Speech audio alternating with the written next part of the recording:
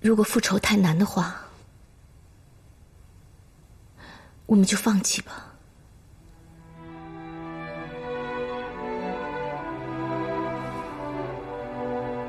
或许我可以像没有来封命之前那样，找一个与世隔绝的地方，安稳地度过这一生。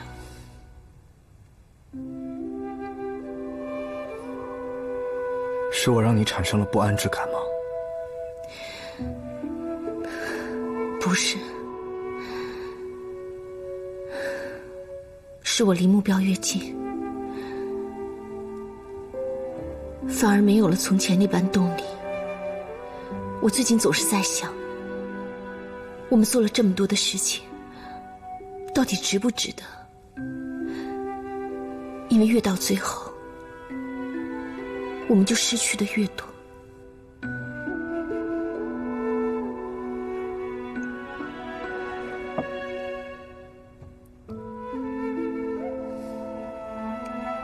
你放心，我一定会好好考虑这件事的，好吗？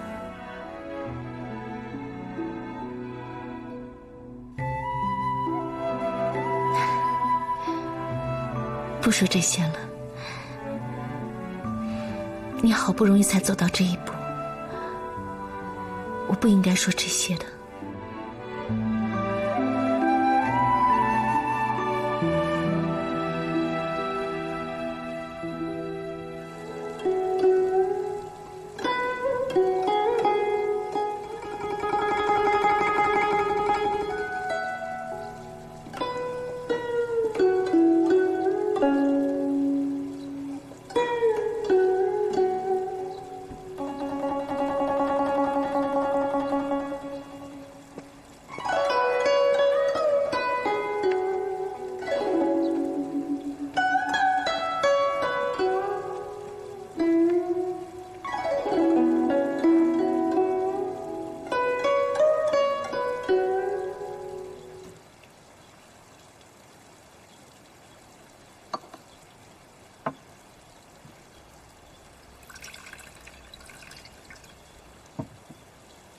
我就知道你一定会来。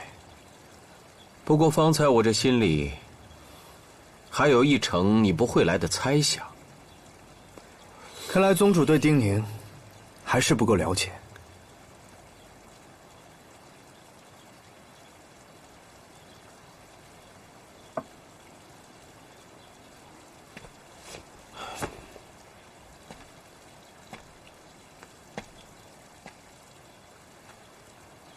不是我不了解你，实在是你跟那个人太像。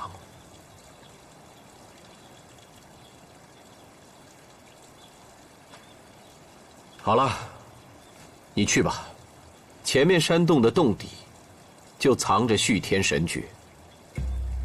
不过我提醒你，这去的路途很长，而且还伴着置换的瘴气。如何置换？或轻或重。你应该还记得琉璃引你们上山时所奏的曲子吧？琴声如剑，直入心神。若心生杂念，则会导致元气大乱，神志尽丧，最后落得走火入魔。这置换瘴气的功效就犹如那琴声，不过琴声属于人为，还可以以功力抵抗。可这瘴气属于天然，极易进入体内，而导致心神大乱。难怪那些大人物都不愿意来此，原来是不敢直视自己内心的东西。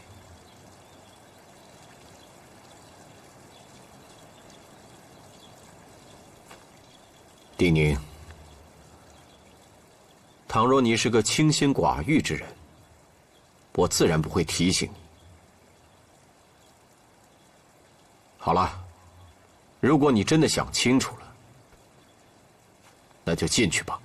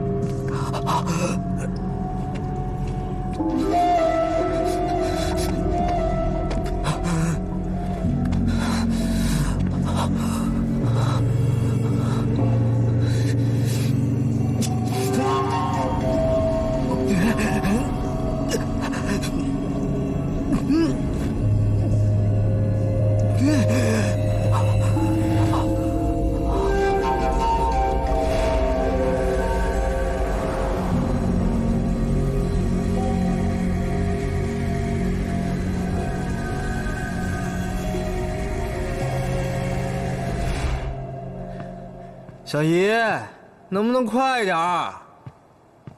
你们女人家就是磨叽。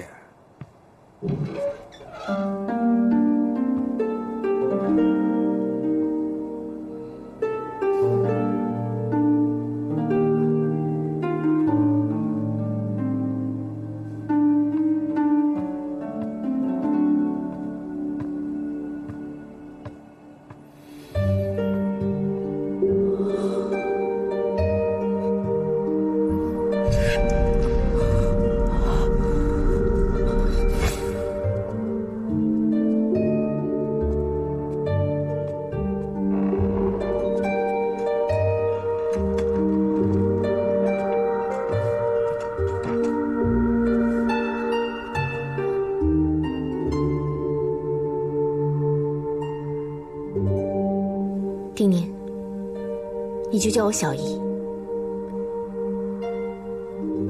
我们以后就要在这儿安家了。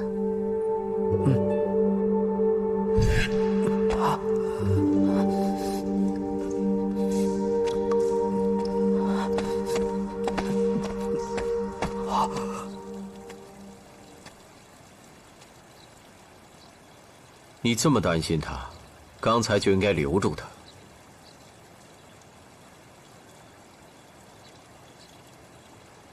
对了，这丁宁什么时候出现阳亢难返的？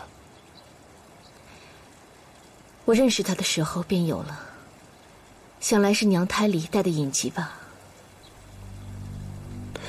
他真的会是梁静梦的传人？是。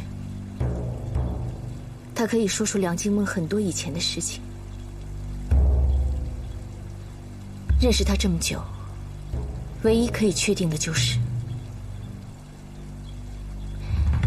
他就是九死残的传人。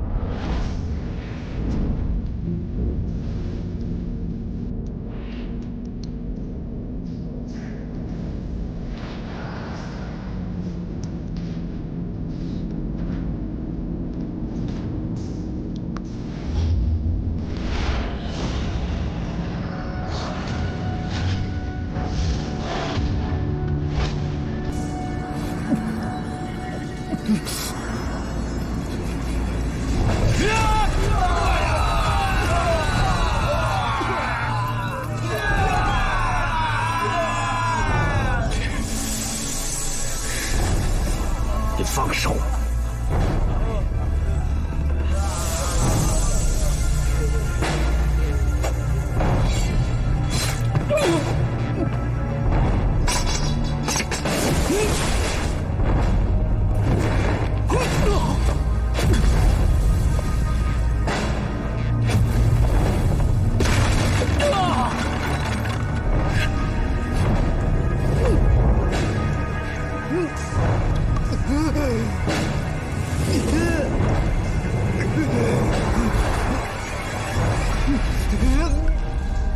九死蚕，那他是九死蚕的传人，他会用九死蚕神功。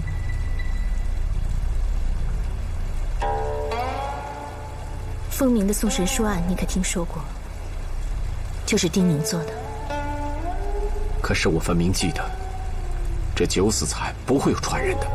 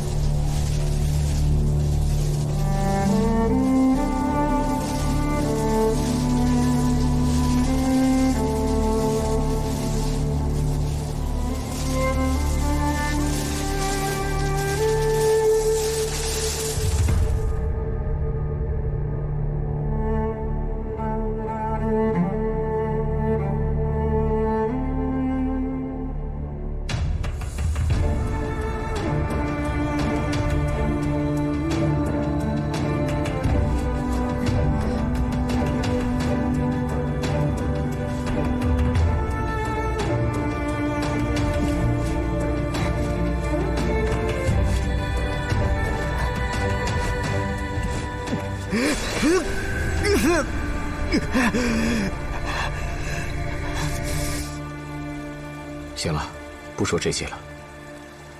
有件事情，我想问你：为什么要带着丁宁和你一起向元武复仇呢？我初识丁宁时，他就与旁人不同。他的聪慧、谋略，甚至是见识，都远远超过他该有的。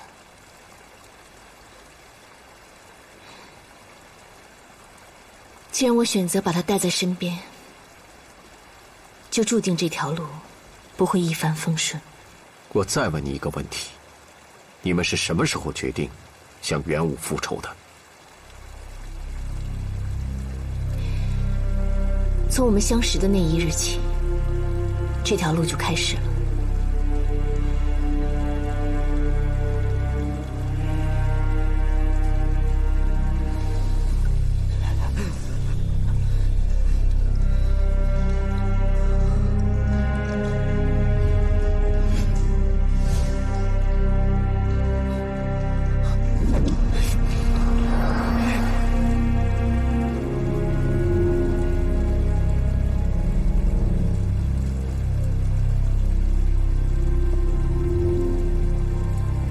说起来真是可笑啊！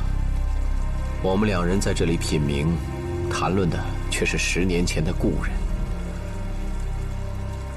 而且这个故人还极其不招人喜欢。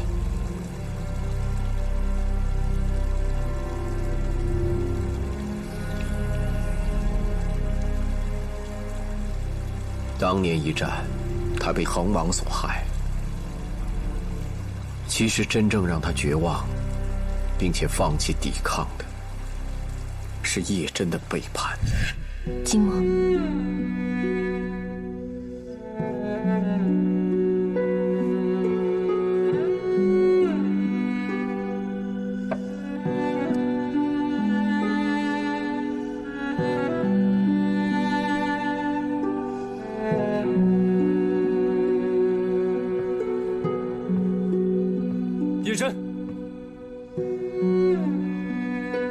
你死，巴山弟子方可活。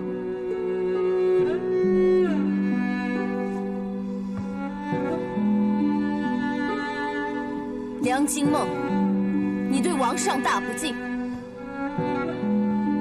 你可知罪？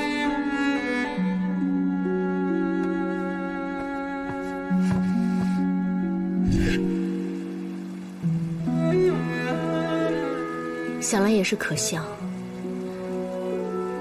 他还曾经视他为生命。如果他不轻信叶真，就不会遭到恒王的算计，而巴山剑场就不会覆灭。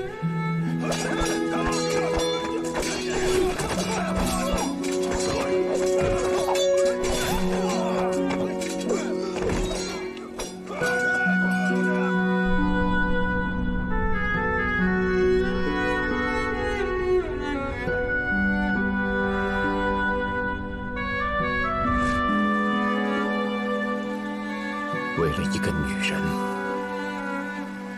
毁了整个巴山剑场。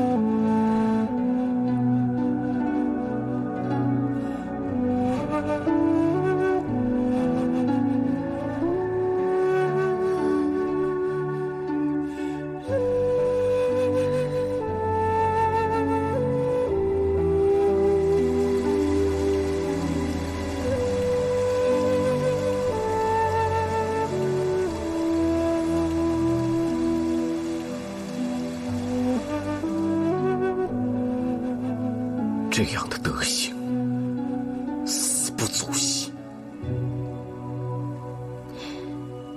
事已至此，有些事情，他应该也是始料未及吧。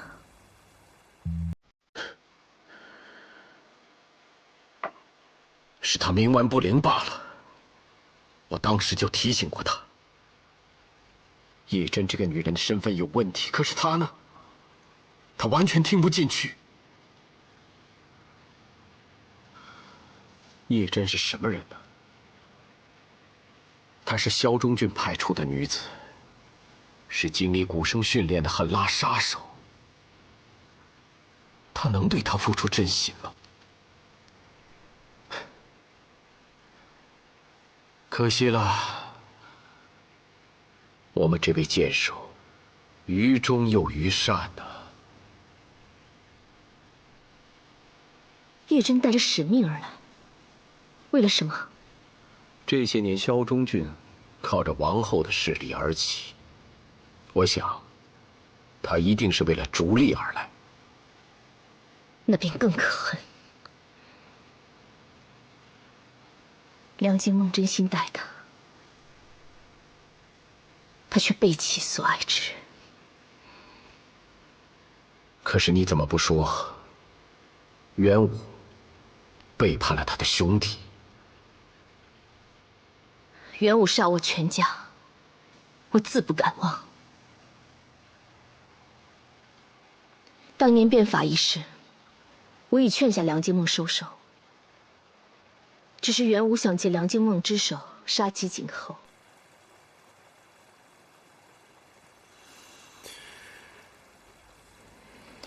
当年那些事情，恐怕早就已经分不清楚，到底是谁对谁错了。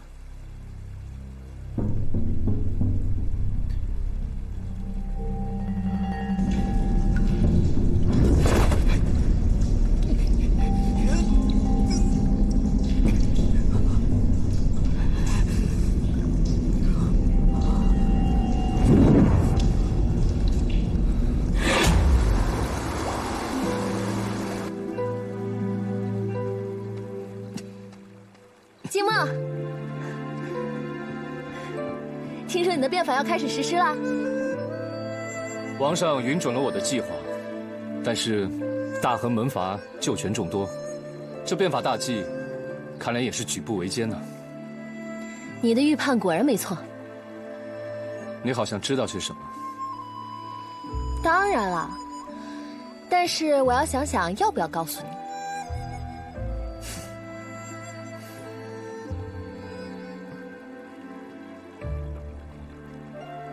不要。你怎么这样啊？我知道消息以后，一刻不停地跑来告诉你。算。好，你说，我认真听。11侯联名弹劾巴山剑场，他们以公孙侯为首，以死相见，现在已经开始草拟文书了。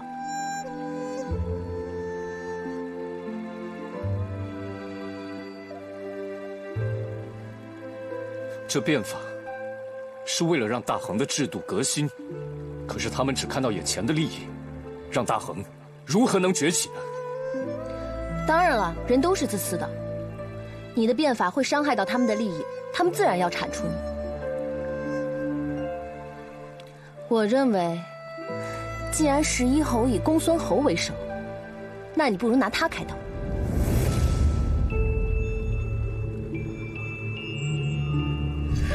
当真一点回转的余地都没有了吗？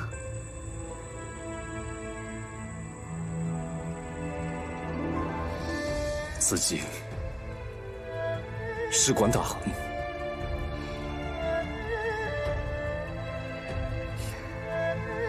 罢了，我知道你想要说什么。你有你的路要走。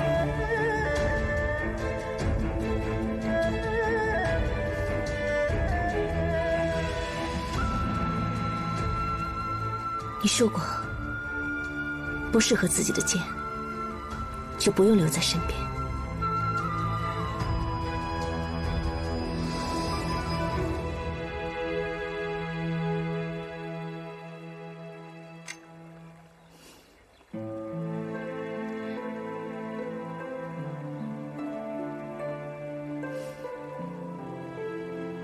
那不适合的人，就不用留在此处了。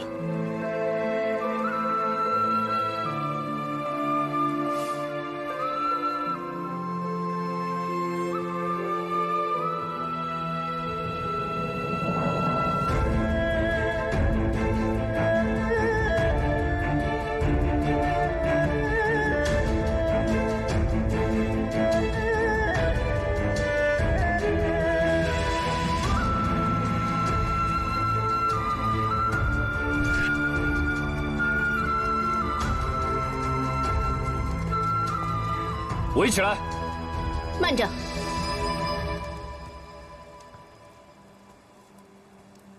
公孙姑娘，我这是在奉命行事。但凡侯爷肯配合，也不至于弄到今日兵戎相见。梁静梦，你口口声声说变法是为了大恒，为了百姓，可你现在的做法就是在置百姓于死地。风民权贵手握太多的资源，百姓唯有屈居人下讨生活。变法只是把这些资源重新分配到百姓的手上，何来置人于死地之说？你要我公孙家西街的布庄，东市的石坊，但你有没有想过，如果这些商铺没有人管制，就等于荒废。商铺放少到市场，百姓自会取用，生意还是可以照做。我并不是在怀疑百姓的能力，只是各权贵侯府负责管制的不只是商铺生意。做生意讲究的是货源流通，侯府负责的是物资和人员，就好比朝廷一样，有监天司管理百姓，有神都监管理官员。各司的成立都有它的用意，以逼权贵们交出手中的权力，这其实并不难。但你从来没有考虑好百姓日后的下场，对吗？可是你又如何断定百姓无法管理这些营生呢？他们并不是不行，只是没有这样的机会。国欲强，百姓为先，这个道理你应该懂。诚然如是。可你这般激进，旧制百废，新制未立，你这样下去，只会让大亨陷入混乱之中。国之向前，向来都是不破、不立、不舍、不得。我愿意支持你，但不是像现在这样。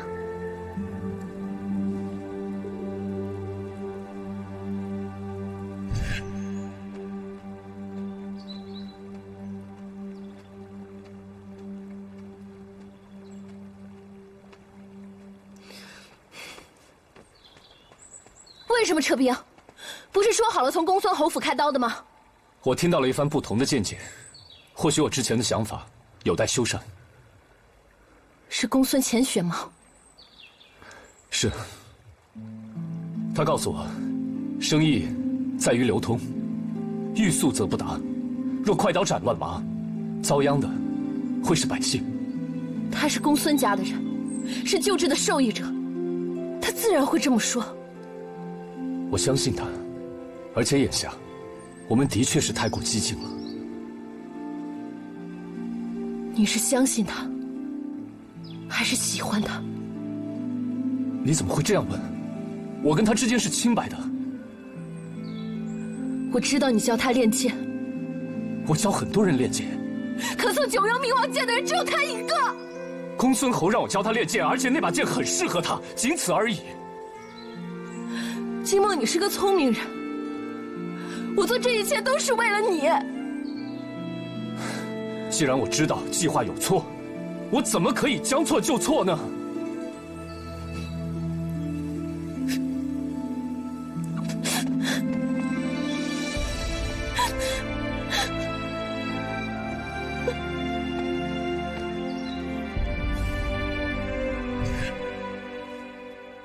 皇上说笑了，没有王上，哪来大恒的强大？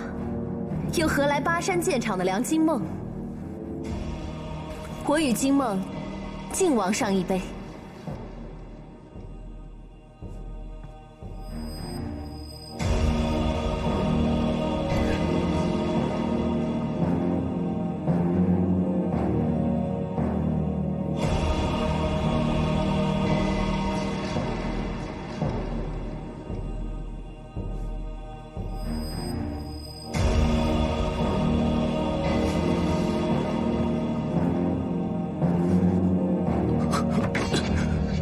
小令有毒！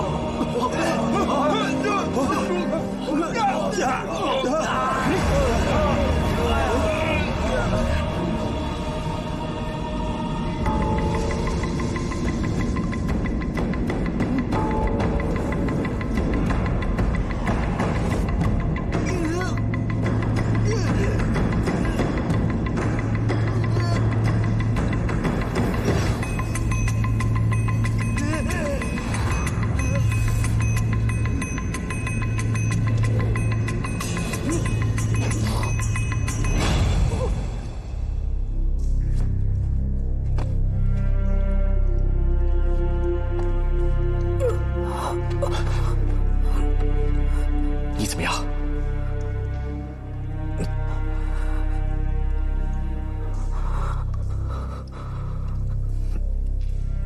如果当时我听进了你的话，商家、公孙家，还有巴山剑场，都不会遭此变故。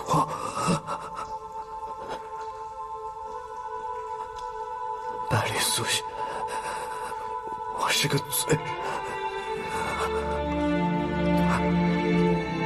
当年的我是那么的刚愎自用、固执己见，你劝了我那么多次，我一次都没有听进去。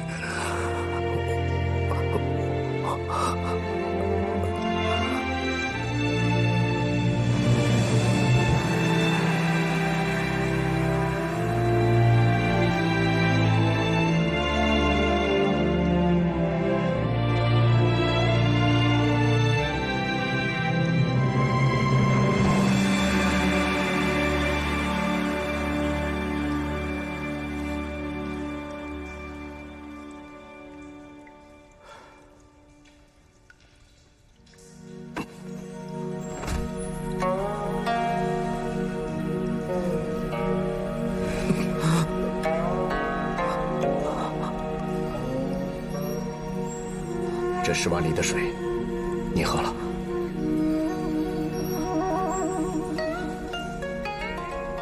这是我们云山所有灵脉汇聚的精华，3年方可提成1碗。你喝了也好，对你修炼虚天神诀有所帮助。多谢宗主还肯救我。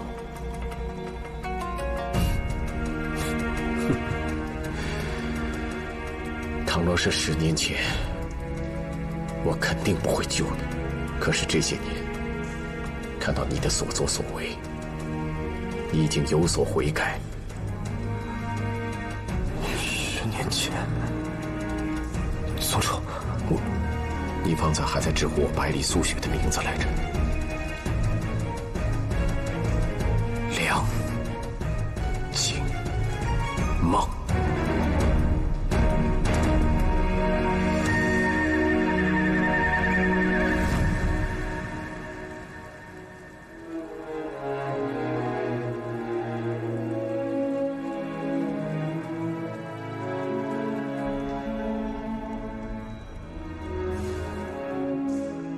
年纪轻轻，却有这般见识。其实我早就应该猜测到，这世间哪有那么多天才，只不过是一点天赋，加上日积月累罢了。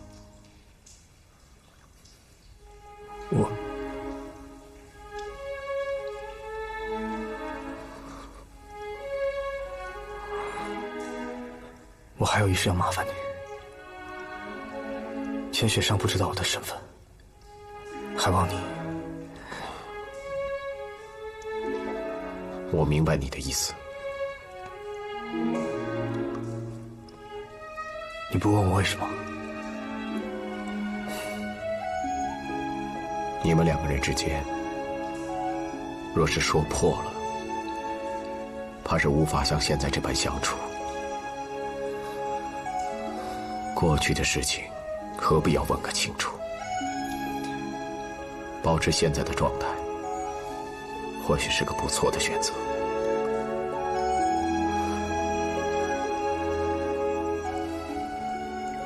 谢谢。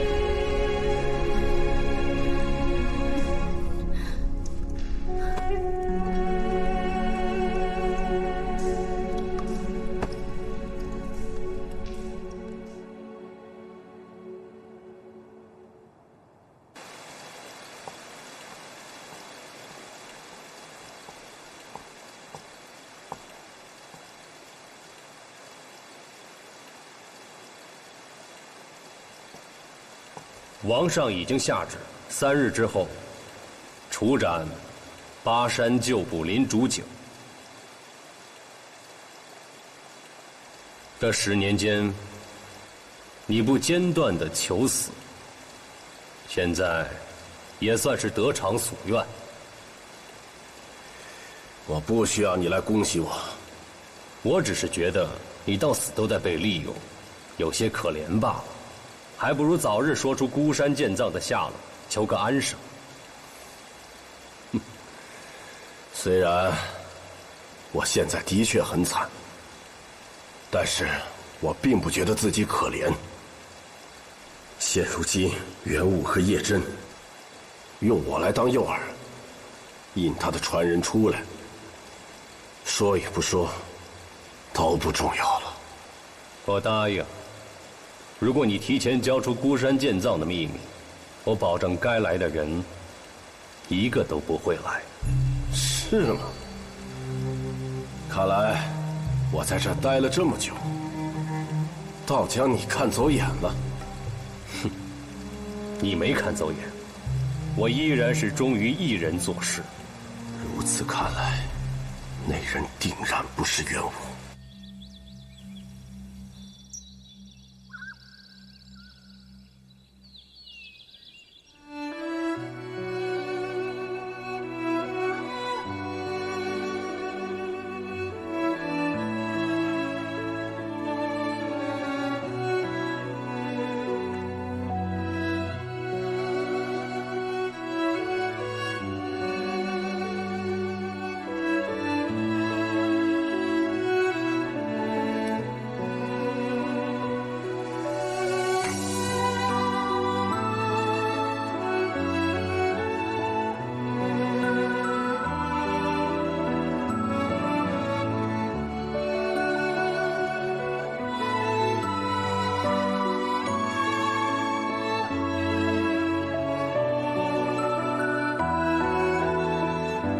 师父，徒儿来迟了。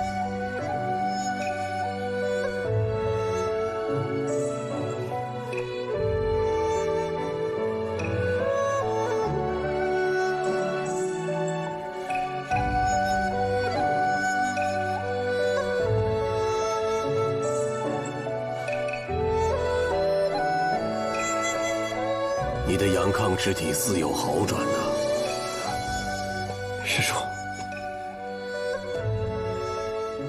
师兄他似乎早知弥善之行，凶多吉少。在临走之前，留下些东西，让我转交给你。